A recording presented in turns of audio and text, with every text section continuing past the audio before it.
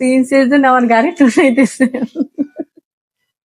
আর এখন এখন একা একা আসছো? দেখাই তো আমি একলাই আটকে গেছি। মাশাআল্লাহ, একটু দাঁড়াইতে পারো? দেখি যে দাঁড়াইতে পারবে না একা একা। হেল্প লাগবে? তা ধরেন দেখি একা পারে কিনা। পারে না। দাঁড়াও।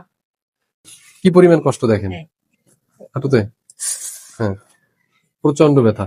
এটা হচ্ছে জ্বরের পরবর্তীতে একদিনের জ্বর নাকি? আচ্ছা ঠিক আছে, আর কষ্ট করলাম না। অনেক কষ্ট হয়। আমাকে উঠে দেখাও। সেদিন যে উঠতে পারো না সেটা আমরা দেখছি, আজকে একটু দেখবো যে কি অবস্থা। একদিনের পরিবর্তন আমরা কতটুকু দেখলাম সেটা একটু দেখি। ইনশাআল্লাহ আল্লাহ রহমত করছে। রহমত করছে। হ্যাঁ, সেদিন তো এখান থেকে চেয়ার থেকে উঠে দাঁড়াইতেই পারো না। না আসলে মানে অনেক পরিবর্তন না একদিনে। ইনশাআল্লাহ একটু হাঁটো তো, আমরা দেখি। ব্যাস, ওকে। এখন বসে পড়ো। দেশ থেকে দুপুরের সময় দেখছিলাম, ওই সময় দেখে কিছু ট্রিটমেন্ট দিয়েছি, খুবই সংক্ষেপ একদম। জ্বর ছিল, সাথে প্রচন্ড হাঁটু ব্যথা, উঠাই যায় না। দাঁড়াইতে পারি না। দাঁড়াইতে পারো না। তাহলে আমরা একদিনে মোটামুটি আল্লাহ নাম লাগি ঔষধ অনেক পরিবর্তন হয়েছে। এখন যদি আর কিছু প্রয়োজন হয় 2-1টা দিব, ঔষধ বেশি না, জাস্ট 2-3টা এটাই থাকবে। এবার প্রায় 5-7 দিন চলে, ইনশাল্লাহ কমে যাবে।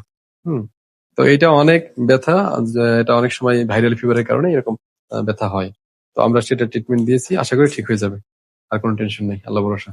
ঠিক আছে, থ্যাংক ইনশাআল্লাহ। ইউ।